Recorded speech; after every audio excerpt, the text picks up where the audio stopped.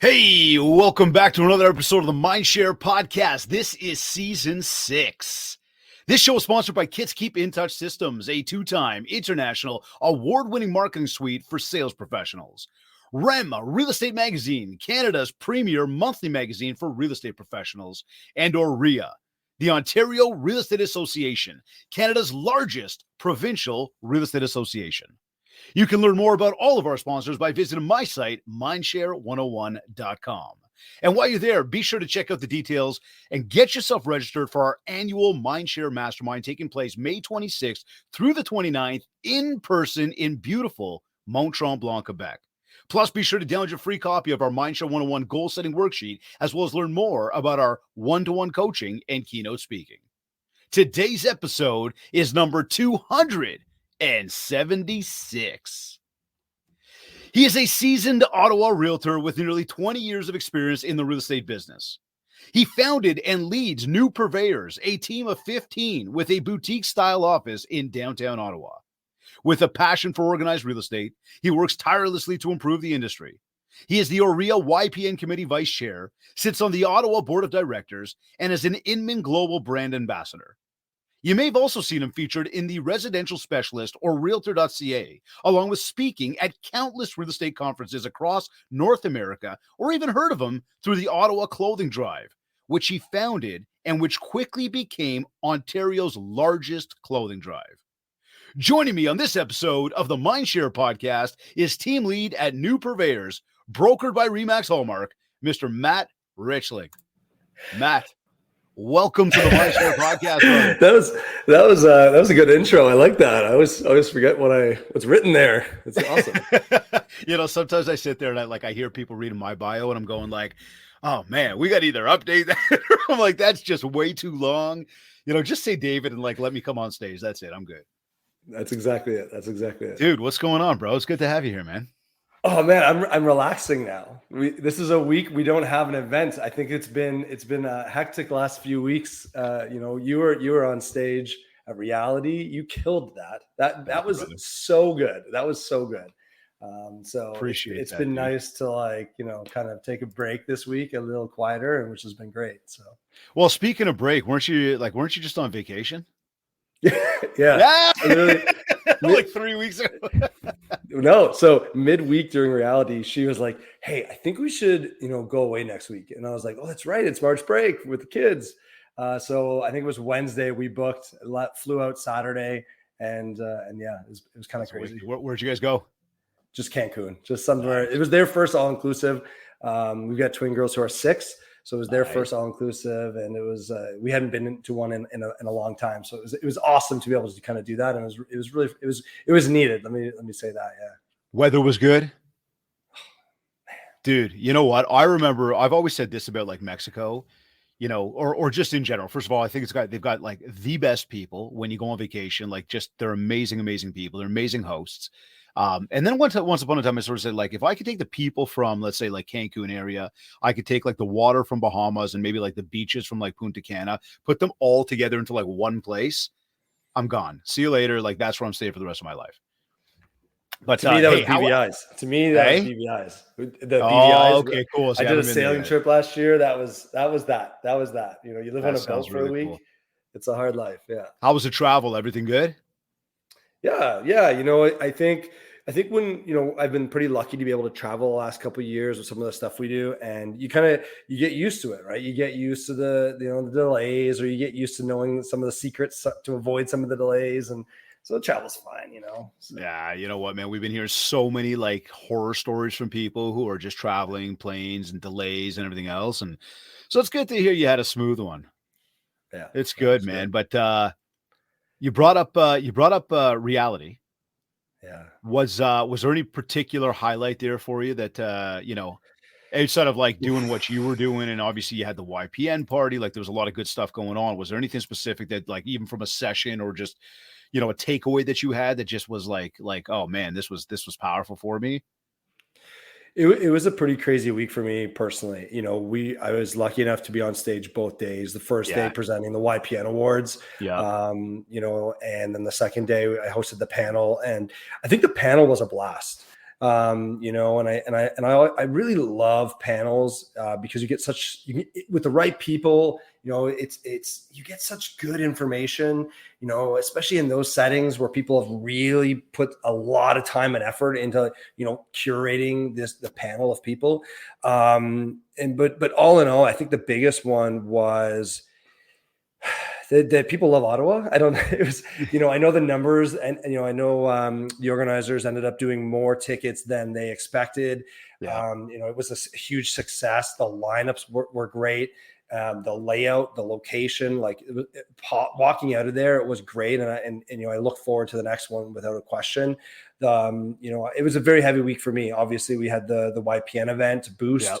which was the main networking event for the conference. So, all of those things all looped in. It was a pretty busy time, and being able to kind of look back on it was really positive. A lot of people, right, from all over the province were there. And I love that. I love when good people come together, especially, organized real estate, where we're all trying to kind of improve things and help navigate some of the political issues that we're dealing with and just kind of move forward. It's great. It's really exciting. You mentioned location. I thought it was fantastic. It's funny too, because we had, I think, originally booked at the Westin. And then when I heard that we booked at the Westin, I was like, no, book at the Fairmont. And for some reason, I didn't even recognize the layout, thinking like Westin's attached, Fairmont is not. And then the first day we're walking over, I'm like, guys, why aren't we attached? They're like, dude, you were the one that made the executive decision here. I'm like, oh, all right, well then fine. So we're like lugging stuff over. But that conference hall was wicked. And I got to say, as a nod to OREA, what we do, the first one in Niagara Falls back in like 20 or 2021 or something like that. 2020, I think it was. Yeah, 2020, right before COVID, the whole thing happened, right? Yeah, exactly, right.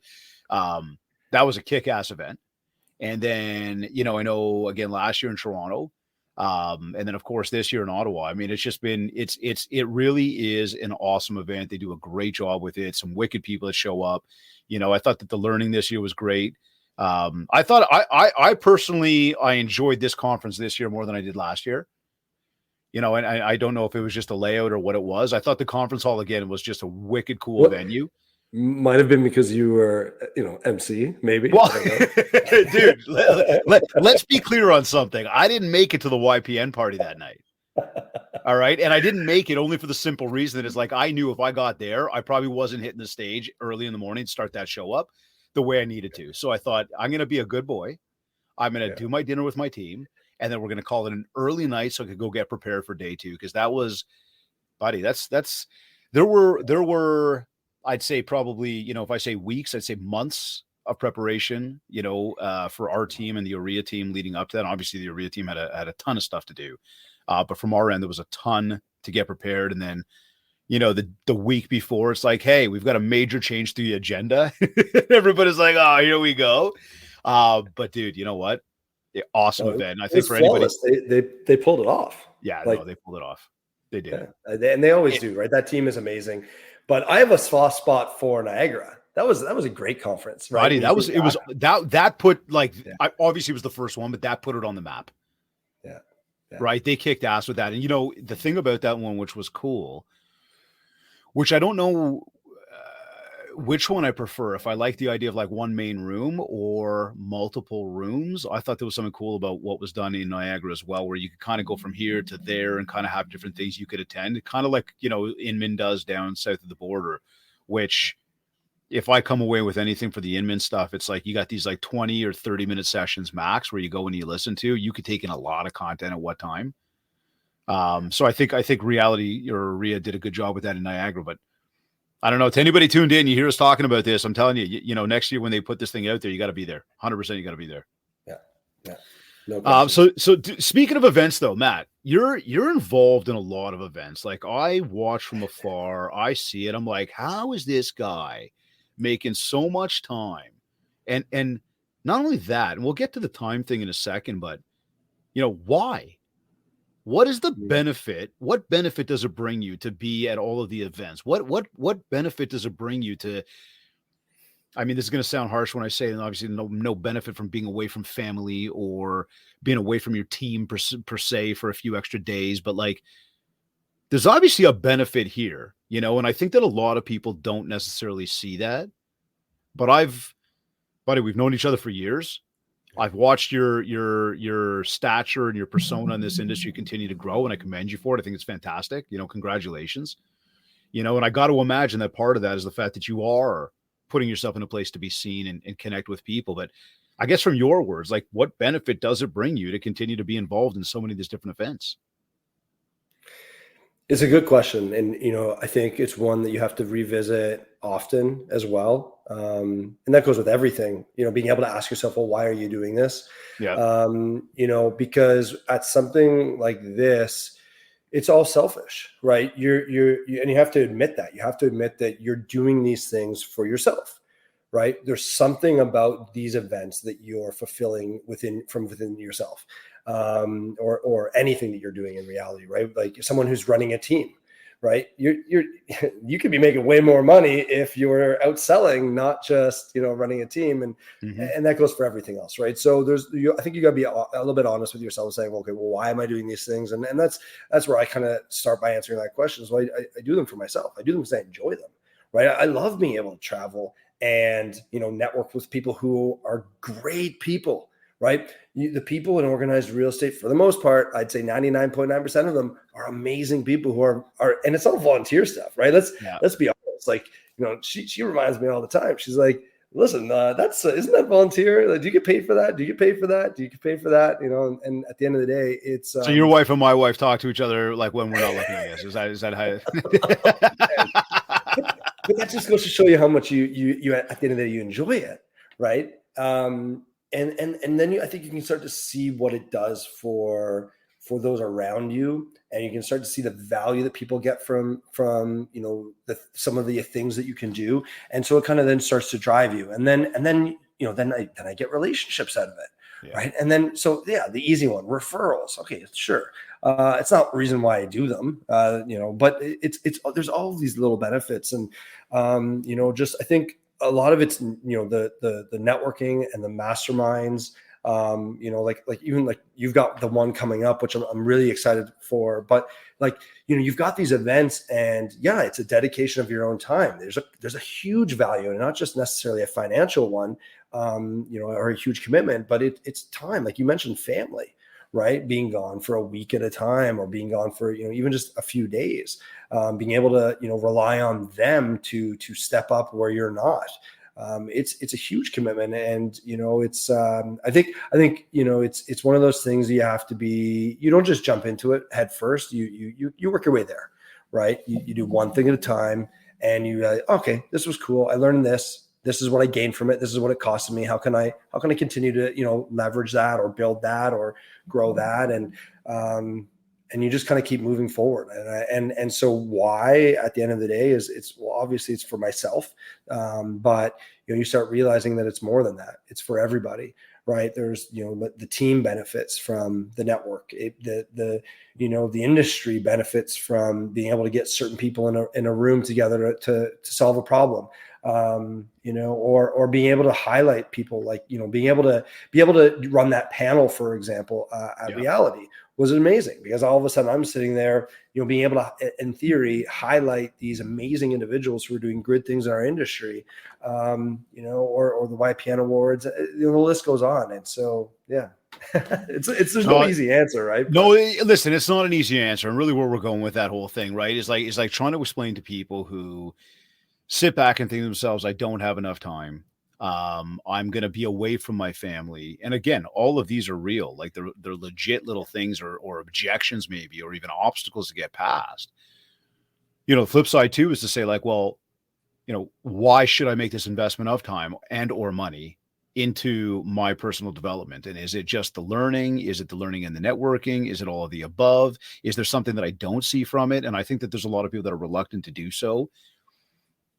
Fear of the unknown, potentially fear of the unknown, right? Like I've been in the business 18 years, right? And so my role in the industry, I think too, has also changed a little bit, for sure, right? So I'm not necessarily just, day-to-day selling. My kind of my role has adapted as well.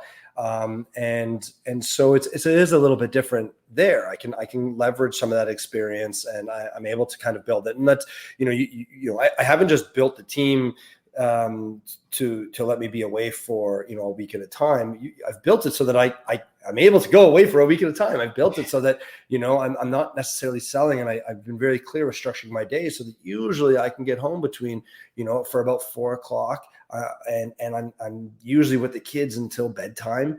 I'm usually the one that puts them on the bus in the morning. So I've been able to build in that time with family so that when I am away, it's not like, they've never seen me at baseline. So it's little things like that where you work towards them, and you have these little issues or these problems, and you try and fix them, and it's always a little tinker, as you continue to move forward. So. Yeah. And I would probably believe it's safe to assume that when you first got in the biz, you probably weren't investing in all this time and going to conferences right off the hop, or is that something you did right off the hop? I don't know. It was a long time ago. Okay, right. But my mindset was obviously different about it. Right now, looking back on that time, it's almost like you look at it and go, "Yeah, this is stuff that's definitely helping me build." Yeah.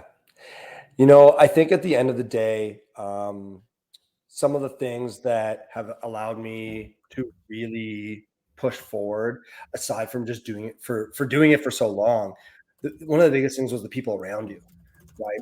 And being able to, how do we put it? Being able to like offload your time to others and trusting them around you, right? I know you've got an amazing team that surrounds you and helps you So build. grateful, man. So grateful. Without them, like you can't do what you do, right? There's no way. Well, that's it. People, I came back from vacation, and then in 4 days we had a pretty big conference in Ottawa that we ran. And people are like, how do you have time for this? How did you do this? And I was like, well, it's not just me. Like, we have an amazing team of individuals who dedicate their time into building up the brand, building up the team, and seeing everyone succeed. And so being able to trust them is one of the big ones. I think early on, when you can start trusting the people that you bring into your organization, and to say, hey, no, I know you know how to do this. I trust that you might stumble, and you're a human as well, but being able to trust people is huge. So. Dude, you know what? It's funny. We talk about that often with people around the investment into yourself, around the confidence into like what will happen if you take this leap, right? And part of that is something like growing a team. Part of that is like something like bringing on a team member where there is an investment of time and money to do so from, let's say, the team lead's perspective, right? And that's having the confidence of the fact that you're actually going to get some results out of it, right? But building out the trust. I mean, you look and say that, like, I think, your team is 15 people, right? 15 people on there. You got 15 people on the team. I guess when we talk about running the real estate team, like the first thing is, I mean, there's so much that people don't understand about what it actually takes to run something that's successful like that. But maybe moreover, like, I mean, I was telling you before we got on air here, got a set of clients of mine that, just in particular come to mind right now that were at the mastermind last year. And at that time, it was like trying to, trust in the process, right? Making sure that everything we're doing is actually working. And now we're sitting here talking like not even a year, well, almost a year later, but not even a year later, going, yeah, we got to look for like people to bring on into the team. We got to look for expansion, right? Because they've been doing the things that we've been working on as coaching clients for a long time together, and then coming to the event and then looking at the growth and looking at the opportunities. And now you got that next level of like confidence in what you got to do. You all see the next level of opportunity because you see others who are doing, you kind of go, can I emulate? Can I learn something from them? Can I apply that for myself? So when we think about your team and going again, 15 people, what would you say is sort of that? And we could have a full blown conversation on teams, and you know what I mean. That's its own episode. But maybe the key to kind of starting one and having that idea around what is the actual goal I've got as to why I'm doing that. Does that make sense? Yeah. You can hear me okay, right? Yeah. Okay, perfect. So, I think the why has definitely changed. And I think, or let's say we've adapted to a change in that. And that goes without saying. When we started the team, it came after a lot of failures. And I think that's you have to also be prepared for that as well. I had a team back in 2010. I had a partnership, lasted 6 months. It was very successful, lasted 6 months. I then had we'll call it a team where I brought an agent on, but you look back at it, I had no leads, no support. I had no idea what I was doing at the time. Then I kind of took, we'll call it time off, right? I probably spent like 4 years, 5 years just doing status quo. I was happy with my production, and it was just easy, right? I didn't have to break backs to do production, And then I think we had the twin girls back in about 2017. And that was, I think, the kind of a bit of a catalyst. And it wasn't like, I needed to build something for them. It was almost like I needed to prove that we could do it. And there's an agent in my office who used to kind of like, you say like, listen, you've got huge potential and you're just you're wasting it. And so that was a lot of that catalyst, that voice and the catalyst to stand up and say, all right, let's actually do this. That was around the time I brought on our admin, Carly, who's still with us today. So that was almost 6 years ago. And or more than that now, I guess almost 7. And we started building out just systems for me. So I was a sole agent in production with an admin. I wanted to get to the next level. I think I wanted to go from like 250 to like 400 or something, right? And I wanted to do it. I wanted to do it leveraging systems. I didn't want to really put in too much more time. We had the family now, so trying to leverage. This is where I started to get aware of my time and how I wanted to be spending it.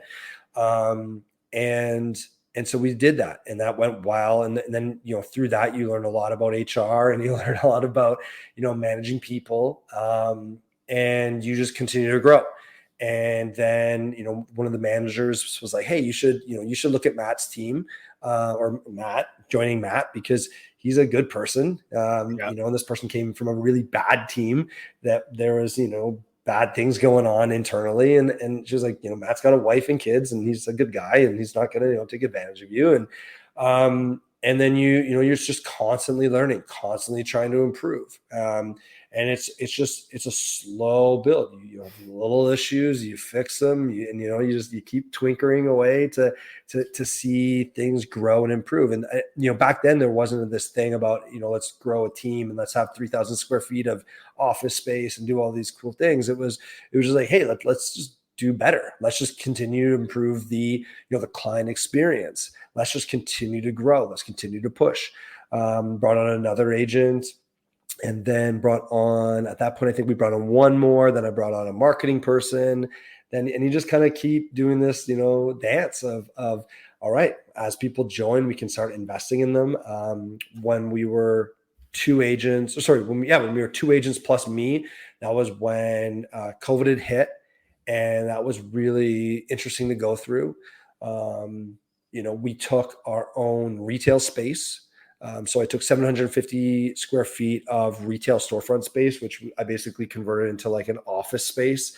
It was office plus kind of like a boardroom table, which kind of was a dining table, and then like a lounge, which was basically just a meeting area. And so we had this kind of really cool, unique space, which I loved. I loved the idea of it. It was right where I sold a ton of units, and it gave me a way to start putting my mark on how I wanted to run my business, and do things differently. Right. Mm-hmm. And we were able to be, that was kind of along the time when we came up with the brand, and we were able to do things a little bit differently. We were able to do things our way, right? Able to show support for our admins where, they work 9 to 5, not, 24 hours a day, and putting their lives first, and just all these little differences that we were able to start doing. And because we're able to leverage the systems, because we're able to leverage, I think at the time we were using RealVolve as a CRM, which really allowed us a ton of customization.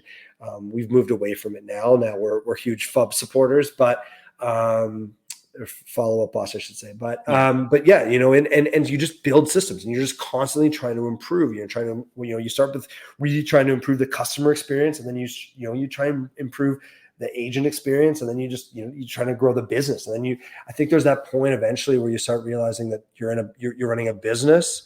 You don't have a job. And that was a huge shifting point. Right. And I was very lucky during COVID to be able to step away from production.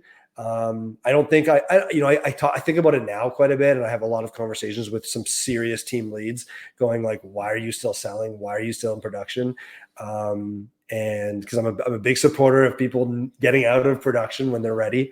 I think I was very lucky that happened during COVID, and, because of the success that came with that and the money that came with that. It was kind of a leap of faith. It felt right. When someone's doing a job better than you can. And I think it was just being able to be, acknowledge that and be honest about that. And you kind of find what you're really good at, and you try and plug the holes with the right people so that your ship's staying afloat, and then you find a really good motor and you just go. So.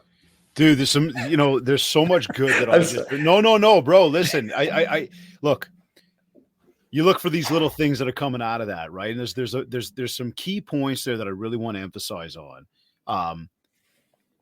One of them was you started with failure. You used the word failure, right? There was a lot of failure. There's been a lot of failure, and you backed a lot of that up with, tinkering and small little steps, and you try things and you see what works, and then you learn, and then you keep going. And it's the same kind of model that I teach, when we talk about like where success is and like what it takes to get there. And it's just, a process of try, fail, learn, right? And I'm constantly trying, I'm constantly failing, and I'm constantly learning.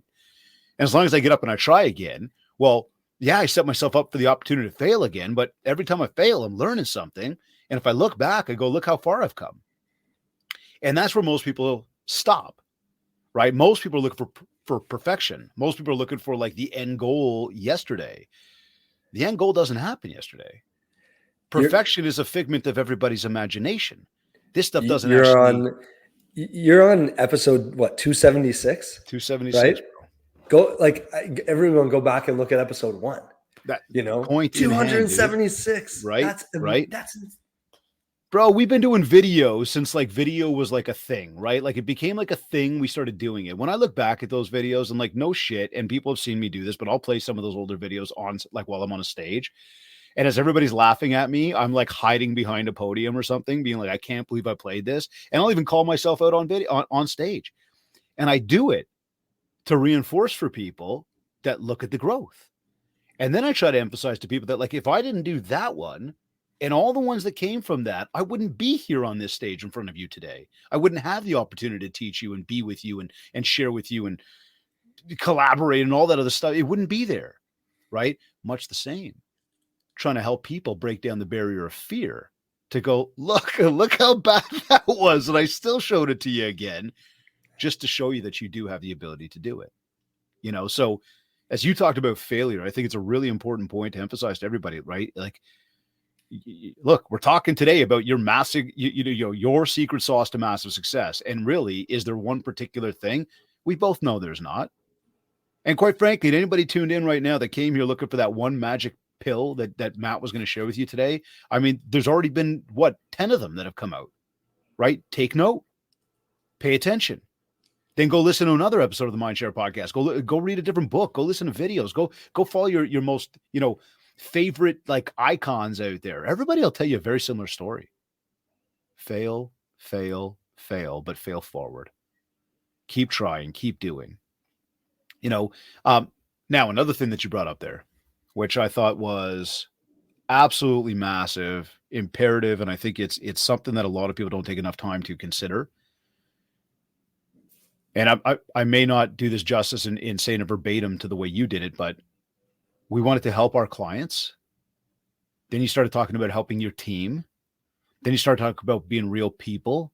Then it went from like, instead of 24 hours, it's like a 9 to 5. We really respect our people and like, we want to treat them well.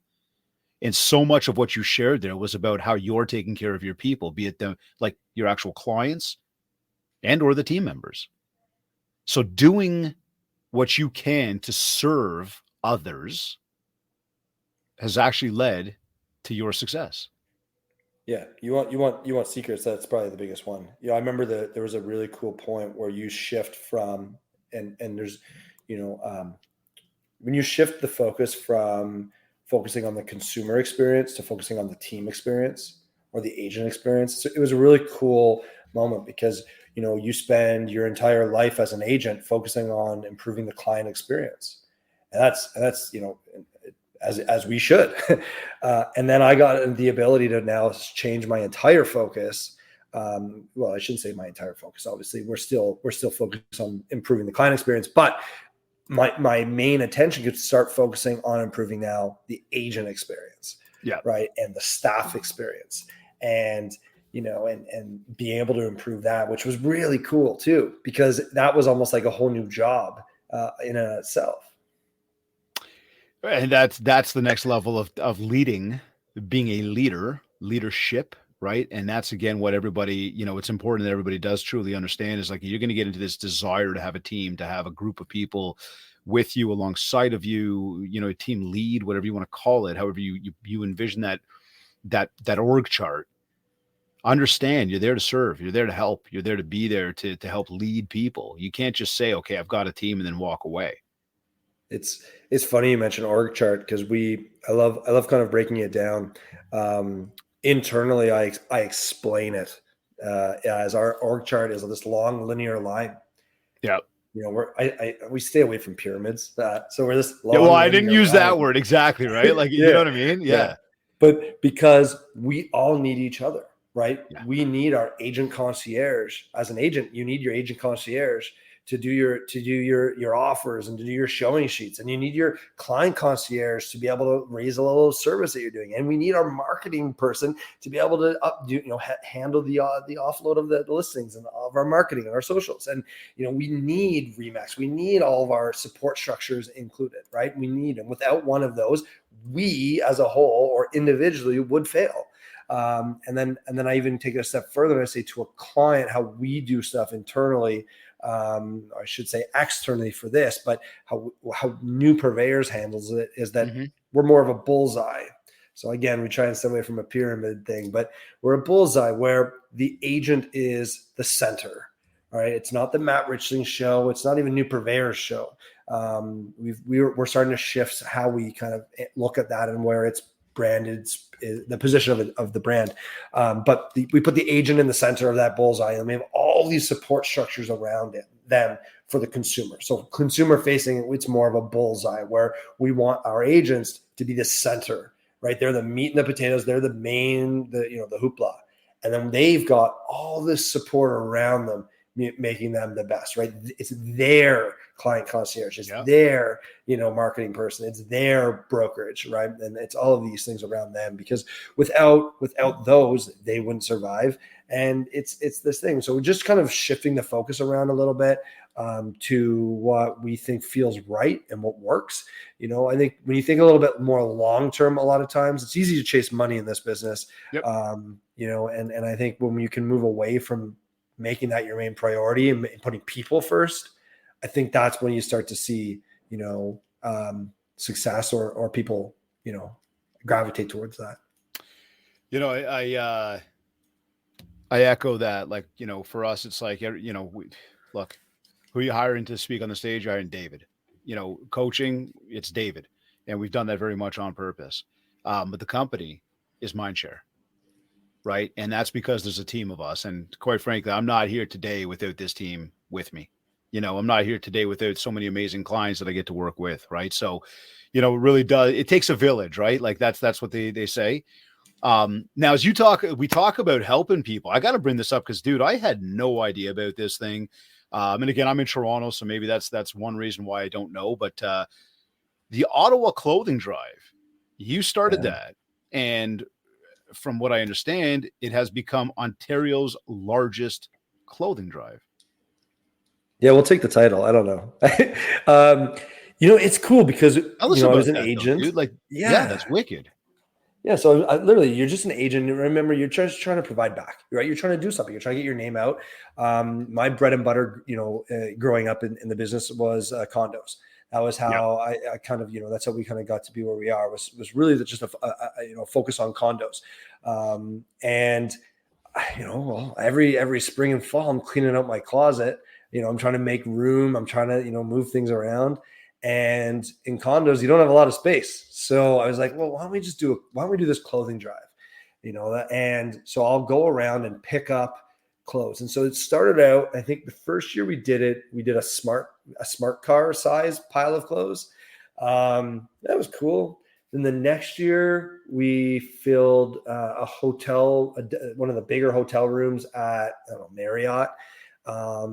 We literally, there's a crazy photo of like the room just packed with garbage bags, and you don't realize what it is at the time, but it was insane. It was insanity. So cool, man. And then, then it kind of lost its way. But and again, we built it upon the idea that you're going to get rid of these clothes. Let's make sure they go to local establishments that can use them. And we'll even make it easy for you. We'll go around and pick them up off your front porch or out of your condo building. And so that was successful. And then a couple of years ago, we were like, you know what, we should do this again.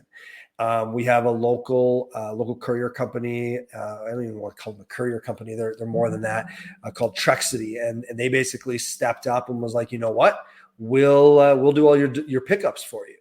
And so we ended up then our local OHL team, the 67s, have their arena, and we ended up partnering up with those guys, and they ended up allowing us to use the ice rink to basically on event day, basically bring all the clothes in, have them all sorted. Dude, you guys had that many clothes coming through? Yeah, it was really wicked, bro. But and we had amazing people behind us to make that happen. Tons of volunteers. It was a crazy weekend. It was a crazy thing that happened in the office, but it was special, right? And then I think some of the coolest thing from that was being able to do the deliveries. And you're delivering like, I don't know, a van full of clothes to this small community center that would never really, unless you're in that community locally. This is all within Ottawa, right? And they're like so grateful to receive, like, let's call it 10 bags of clothes. That's right. And it was really cool to be able to see that direct impact happen. And so, it was really cool. And it was amazing the people that got behind us and that sponsored, and to be able to kind of help make that happen. And it was really special. It was really neat. And I haven't done it since, because I was going to say, you still doing it or no? that took a lot. That took a lot, because that one was a lot on me. And because you need buy-in from everybody, and you need that support. And so that was a lot. That one was a huge one. Definitely knocked me out for a few days after that. But, at the end of the day, it was a huge success. And, nothing from what we're aware of came anything close to that. Most of the time now that you deal with clothing deliveries or donations, it's for, it's for financial gain, right? So those bins that you see, they're all, usually those are for financial gain. So we wanted to make sure that where these clothes wasn't that, and that they actually went back to the community. So you're not still doing it now, though? I don't know. They can tweak my arm maybe, but twist my arm, but no, so, it was a ton. Yeah. Tell me this though, because we've done we've had our friends from the ORCF on, Ontario Realtors Care Foundation, who do some fantastic stuff, and not only have, a really cool motorcycle ride that I totally enjoy, which again, for everybody tuned in, September 12th, one of the rides is going to be leaving from Ottawa. So be sure to get involved. And dude, are you taking part on that with us? Yeah. So I kind of got voluntold. Amy's making me do it. Amy's making me do it. Good. Well, then we'll see you there, brother, because that was a wicked event last year. We raised a ton of money, but I was going to ask you here, why should other people want to get involved or start something of their own, create their own initiative? We come back to the power of. I mean, if I said to you, and I maybe boil it down, like, is this just you wanting to help other people? Is this like, hey, it's really good for your business? Like, I guess how many times people say, I don't have the time for that. Like even what we just said here, we understand how big of an endeavor that is. It's not a small undertaking. And as you're talking about the car, then the hotel room, then the logistics, I'm thinking in my head, in the background, I'm going, okay, wait, how'd you get the word out? How'd you coordinate? How many people did it take? Right. And you're nodding your head for sure going, yep, you get it. Right. Cause I get it. There's gotta be so many things going on in the background that we didn't even touch today. But most people put up a roadblock to that and say like, nah, man, too much work. Why should they want to get involved with something like that or do something of their own? Well, I think because you can. I don't have a good answer for you because I like that. No, I like that though. I like that, bro. But you sit there going like, why should you do it? And at the end of the day, there's all those benefits that come from it, and it's really hard to separate those because at the end of the day, it put me on the radio. I was able to get the support from the radio station, so I was doing interviews to push that. Like, there's such immediate benefits that from a business standpoint, they're just no brainers, but they don't make sense. Like they really don't. Like you can buy that time for a much better price than than giving volunteering your time away. And so they do and they don't make sense. And at the end of the day, because you can is probably the best answer that I can give. I love that answer. When you have the ability to do something like that, that's, and that it will impact. And I think that's, it's easy for me to say, okay, I can go cut a check and I can go do something, but it's not the same. It's not going to have the same impact.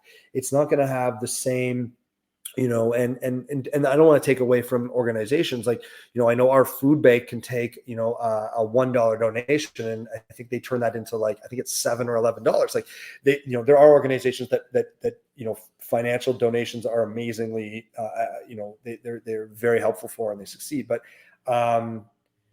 individually, why should an individual look into it? Because you can, because that's why we're here. Right. And because we're all part of communities. Realtors Care is another great example. Like, you don't need to go out and create something that's never been done before. Just raise some money for Realtors Care, right? Our internal team, we keep kicking ourselves because we'll do something small within the office. Like we did a Halloween party for our agents and for their close clients, like a rager style fun, like a fun one. And we was like, we should have done something to attach to a charity. Like, I mean, you keep kicking yourself, and that's okay. Like, you're learning from things and you're realizing there's avenues, right? And yeah. So why? Because you can. There's just no other way to explain it. Simple. Had you stopped right there, not to say like don't keep going, I'm saying, but like right off that, because you can. I think I love that answer, man. It's so true. I've said this before, and I know people have heard me say it, but I've had people say to me before, because I tell people like gratitude, intention setting, and somebody like, I don't really have a lot to be grateful for. I'm like, wait, you're here. Like, you're here right now. You have a business. You've got a family or a house, a car. What do you mean you don't? Do you understand? Like, we could have all the water we want right now, and there's other people that cannot. Yeah. Because you can is a beautiful answer, bro. Now, I will say this though, because you get a lot of people that have excuses, and I imagine you run into this stuff with people where, I don't have enough time. That concept of time.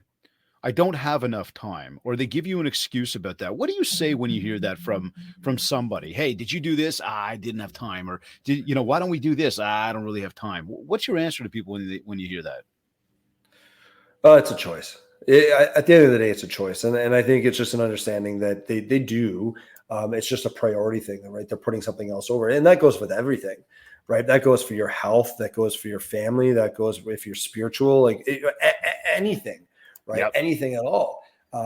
You have the same amount of time as everyone else does.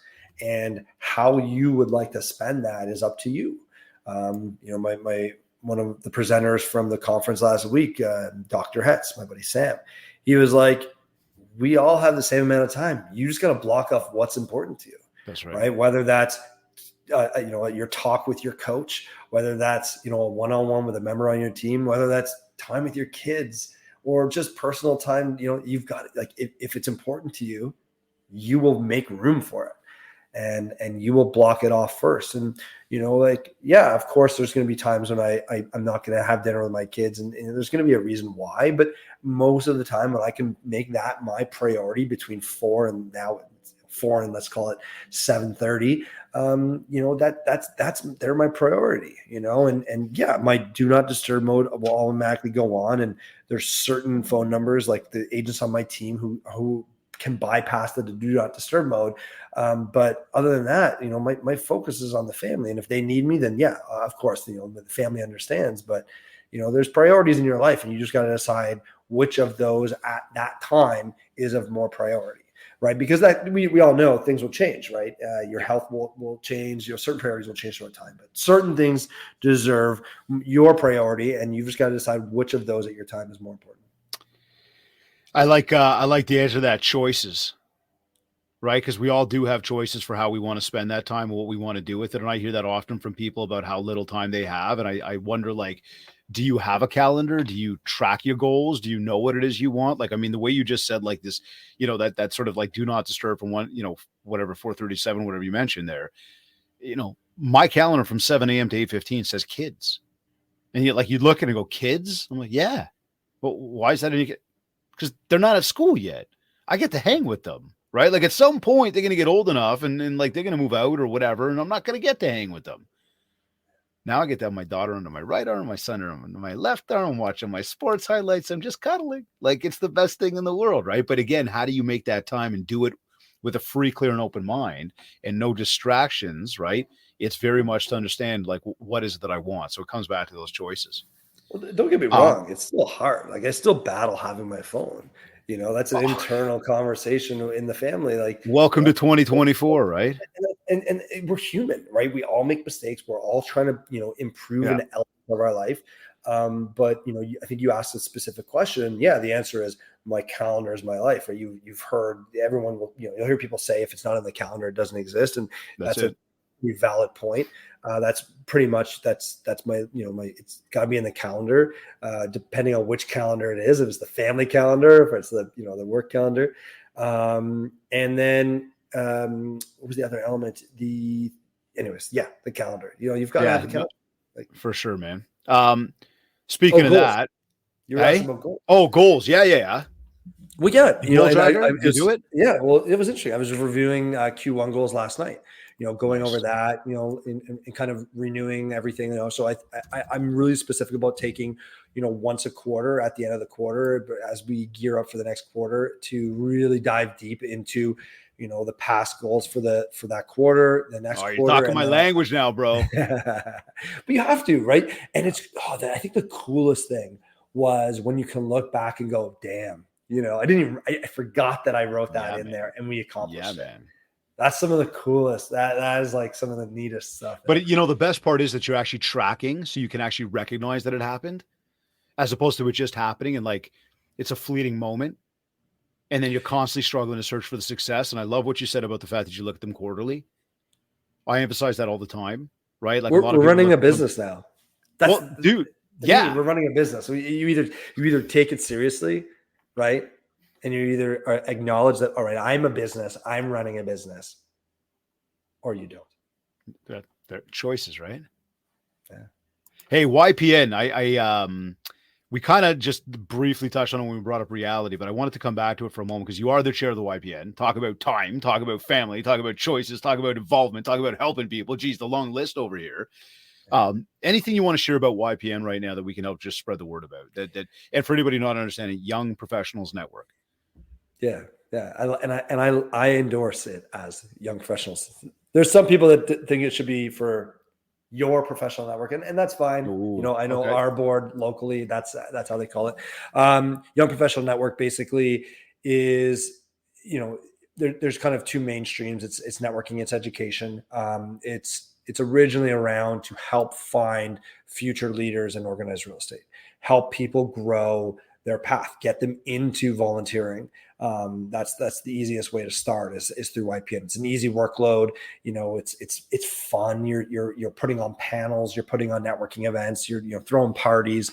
And so YPN at its core is about helping get younger agents in the business started on their journey of volunteering in organized real estate. And I love it. I think it's really cool to be able to do some of those events.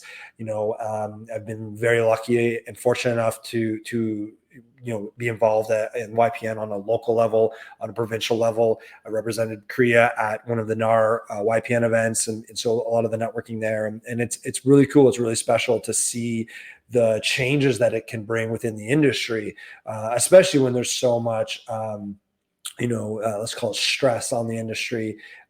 It's needed. And so I'm a big supporter of YPN. There's so many amazing people that have kind of, we'll call it, come through the YPN network in leadership today and have graduated, outside of it too. And so it's just amazing. And we're a big supporter of it. And, there's a lot of chapters in the past, let's say 12 months that are started up. So Kingston just started theirs. Nice. Thunder Bay is trying to start one right now. There's a lot of positivity within the YPN network across Ontario. And it's a huge team that supports it, and it's been amazing. So if people want to start a chapter or find out more, where do we send them? Where do they go? I think for another week, I'm chair. I don't know. I think it ends. I think it ends in a week or two. So you can definitely reach out to me, and I can help point you in the right direction. Cool. Obviously, best thing to do is go to OREA.com, and then I think I forget the tab, but it's YPN's on one of those little buttons at the top. And reach out to Julie or reach out to any of the directors. Any of the directors on the board are amazing people. They'll point you in the right direction for sure. But, reach out to even your local directors and ask them about YPN, or ask them about, getting involved or even just volunteering. So I know some boards have difficulty in staffing numbers. So, they might not have the agents to start a chapter, but, whether you want to volunteer provincially or locally or it's a great chance to start and to get involved. So. Hey, listen, this comes back to helping people. It comes back to networking with people. It comes back to getting involved in your industry. Hey, and you want to see and be seen. Well, we call it building MindShare. It's a great opportunity. I really believe it is. I got a question for you. I'm really pumped for hold on. We just turned the tables, everybody. I'm being interviewed on my own show. All right. Talk to me, bro. Talk to me. I got my sleeves rolled up now. What's up? I want to hear it. Well, I don't know. We jumped on the call and we had like 3 minutes before the start. And you were like, hey, it's going to be awesome. And you literally were like hitting me with all this stuff. And I was like blown away. And so I don't know, I would like to take a few minutes to thank you. And I'd like to hear more about it, because I think from what I heard, it's going to be awesome. You've got proven success behind it. And so I think there's a ton of value there for I'm excited to go. And I know that it would be really cool to hear more about it. Yeah, no, I apprapate that, man. If you want to, I don't. No. I think it's cool. I think this is a very cool turn the tables moment here. I'm happy to answer this question for you. No, but seriously, MindShare Mastermind. We put this on last year for the first time, and really we hadn't done one like this before. I've hosted other masterminds where people brought me in to facilitate a day, 2 days, and I got to tell you. Look, you've seen me, on stages. I don't think there's anybody out there that would say that guy's not having fun right now, right? I have fun with it. I really enjoy doing what I'm doing. I enjoy working and helping people, working with people, helping people. What I have found, though, from a stage presentation, keynote presentation, standing on there for 60 minutes and not really getting to speak with people one-on-one, it's amazing. You can motivate the hell out of people. But then you get to that point where you go, what can we do to literally roll up our sleeves together? And wait a second, what'd you just say? Let's go deeper on that. Let's not just have you hear what was said. Let's not just have you go, oh, light bulb moment. Let's help you take that from A to Z. Let's figure it out. Let's take a problem that you have and actually solve it. Let's have everybody collaborate on that. So when you look at it and you think, well, and there's a lot of amazing conferences out there. I mean, you just hosted one. We know Reality we were just talking about. There's a lot of great events, and people should be getting involved in these. The thing about the MindShare Mastermind is we've reverse engineered the whole thing. And instead of saying, hey, you're going to come here based on what the agenda is, you're going to come here based on who the speakers are, what you're eating for lunch, God knows what hotel you're staying at. I don't want anybody coming for any of that. I want people coming there that go, hey, I'm really excited at the opportunity to just be in a room with David, and I don't even know who else right now, because I've got confidence and trust that I'm going to walk out of there bigger and better than I walked in. And so it's that opportunity now to bring a group of people together and do a true mastermind. No PowerPoints, no whiteboards, no visuals. You want to take notes? That's on you. Take those notes. What I don't want you doing is copying down what I put up on a screen. I want you to hear it. I want you to listen to it. I want you to actually consume it. I want you to discuss it with people. I want collaboration right at that exact moment. Then I want you to note it down however it really came through to you. Then maybe even clarify it with the group and go, hey, am I on the right track? So when you walk out, you can actually take what you learn and implement it. So when we first did it last year, we called it the event you know nothing about. And we literally said to people, meet us in Toronto. We're going to do 2 days in Toronto. Here's the checkout page. And we said, here, check out. And tell us more. No, show up on this day and just be ready. And we ended up selling out. We had an amazing room. And everybody's got to understand, this is a small group, very much on purpose. You're not coming in for hundreds and hundreds of people. I think this year we maxed it out like 35 tickets and we're already selling. Like things that, there's not 35 tickets left anymore. But what happens now is you come and again, you walk into a room. You may or may not know people that are there, but it is the right sized group that you can again see, be seen, and be heard. And you're able to collaborate the entire way through, right? You want to jump up and ask a question, you do it right then and there. You want to give somebody an opinion, you do it right then and there, right? There is no waiting. And I'll tell you, Matt, man, we spent 2 days last year. And the opening question that I had for everybody, we did one of those, go around the room, tell us where you're from, tell us who you are, and tell us why would you come to an event that you knew nothing about? And quite frankly, I saw those ads and I loved them. I thought that was humbling, so good, bro. It's humbling. Yeah. People say they trust. People say they're confident that we're going to put something on that they're going to love. It was very cool. But this was the coolest part was we put on 2 days. And at the end of it, when we said to everybody, so let's break this down. What was our big takeaways and what do you want to see for the next time? And people actually said, we want more time. So they wanted another half a day. So this year we're going 2.5 days. We're going to be in Mont Tremblant, May 26th we'll start May 27th and it'll go through the 29th. We've got a full day of learning on day 1 and day 2. We've got a half day learning on the Wednesday so that everybody could kind of take off and make their way home. We've got a group challenge that we're doing on the Monday night. We've got a group adventure that we're doing on the Tuesday afternoon. So we've got this thing really mapped out. And again, when people go, so tell me more, I'm like, I'm telling you. They're like, no, but I need to know who else is there. No. Are there any speakers there? Like, what's the topics? No. Well, but what do I have to just show up? I got you.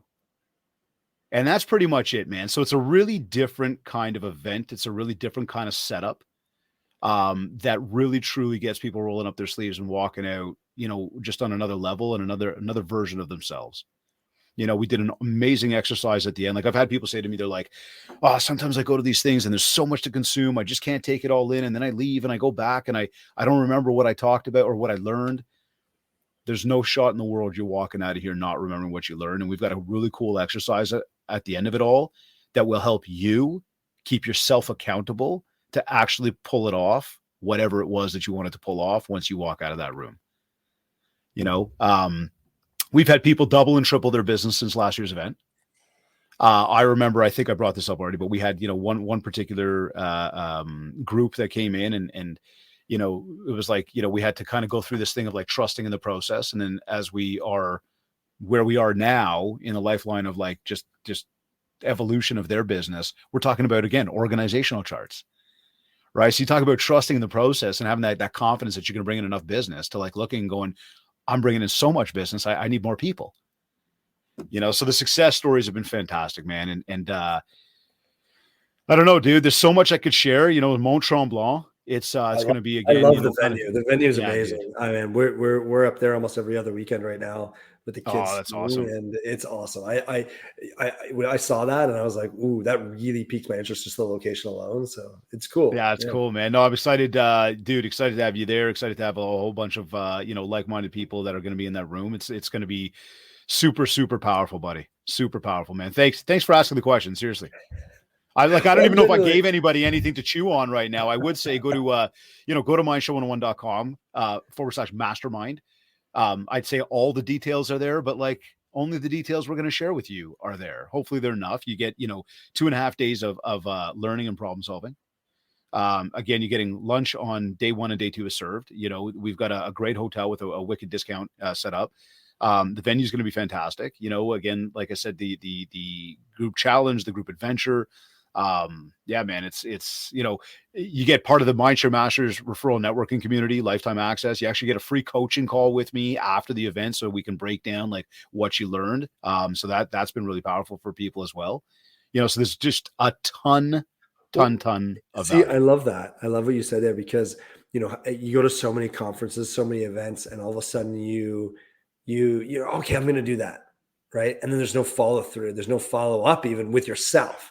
And then being able to literally have a one-on-one coaching call where you can, in theory, call me out and be like, okay, like, what'd you do? How's it going? Right. Straight up though. That's what it is. That alone would bring me so much value because that's where, I'll often struggle with. You go to enough events that you're like, oh yeah, this is cool. Let's do it. And then like 6 months go by. And so that's amazing. Dude, it's good that you picked up on that. And I think that's a big value right there because you really do, like, we spend time together. We're actually right there together. We're talking with each other. And again, it's a back and forth collaboration the entire time through, like with everybody.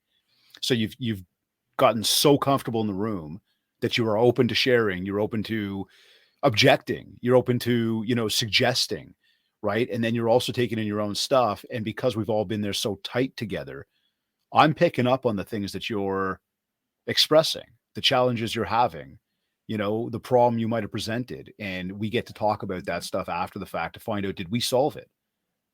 And sometimes, you'll look and say, hey, yeah, I got exactly what I needed. And other times like, hey, I heard this and here's what I'm thinking. What do you think? And we get to just brainstorm on that even further after the fact. Right. So dude, it's so powerful, man. We're really, really pumped about the event. I'm just, I'm looking forward to, the people that are going to be in that room, and what they're going to be benefiting from when they walk out.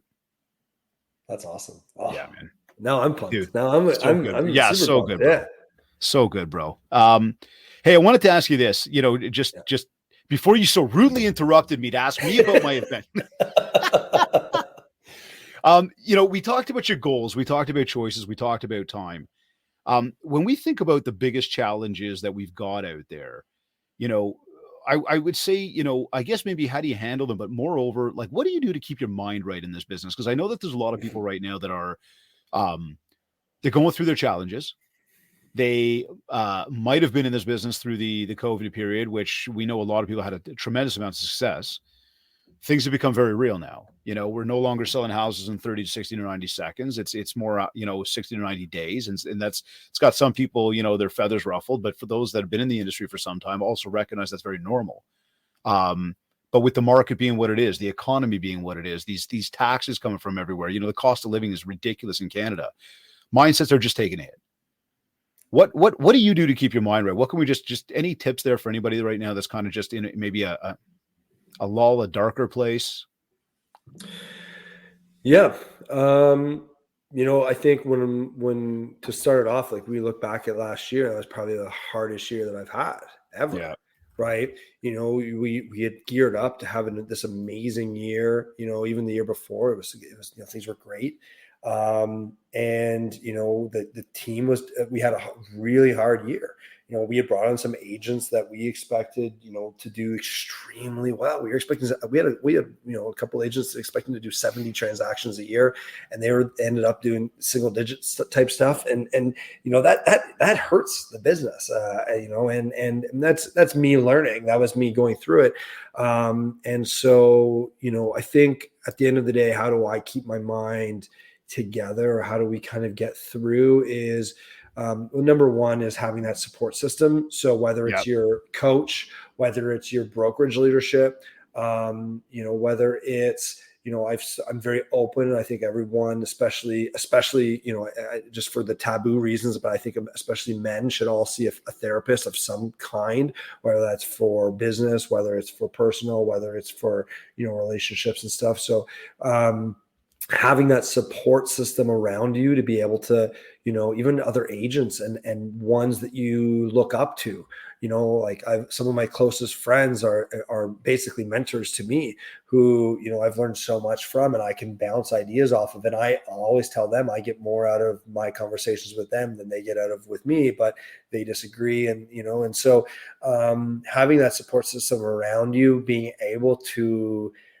ask for help, being able to say, I'm struggling, I need something, to the right people who are willing to be there, support you, whether it's like, again, your coach, your brokerage support, your friends, your family, your therapist, whoever that may be, is an important one, right? Because I think often in this industry, it's such a looks industry. It's such a, look at the numbers. We're all amazing. We're all number one. And in reality, we're not. And in reality, we're all struggling with certain things. It says here massive success, and then it's the furthest thing from what I truly believe, so I think at the end of the day, it's having that team around you of your own support. The business is a lonely business, right? Let alone if you're, a coach, or if you're a team lead, or, there's only few people that you can talk to. Even sometimes your family doesn't understand what it's like being in the industry, or dealing with some of the issues. Oh, what, someone didn't return a key? Ooh, big deal. And they'll make fun of you. But at the end of the day, these are issues. These are problems. The stresses that clients go through are basically brought right back onto you, and it's a lot. And you need to make sure as an agent that you've got your support team around you to ensure that you can keep moving on. I'm a big believer in being able to take those moments throughout the day to refill your own teapot. It's kind of one of the tools I learned. So taking that time, whether it's in my car or in my, in a quiet space, just okay, just relax. Being able to listen to positive music when I need it, happy music. When I'm skiing aggressively, or when I was on the bike, I used to listen to very aggressive, metal music. Yeah. And now you have to realize that, sometimes you just need happy music, and it's right? True though, man. Yeah, it's true. No, that's cool. Yeah. That's it's funny too, because as you bring it up, I think back to time again. And I think, a lot of people look and say, I don't have the time for that. But all that being said, so we go through this crazy roller coaster of this business on a regular. There's a lot of stress. There's a lot of external factors. There's a lot of internal decisions. There's a lot of choices that need to be made. Time is always of the essence. When the day is over and you've done everything you possibly could today, in this day, how do you know it's been a successful day for you? It was funny. We had a little kind of quote unquote mastermind in the office yesterday, held by one of our team, our marketing person, Lauren. And she asked that question: what does success look like to you?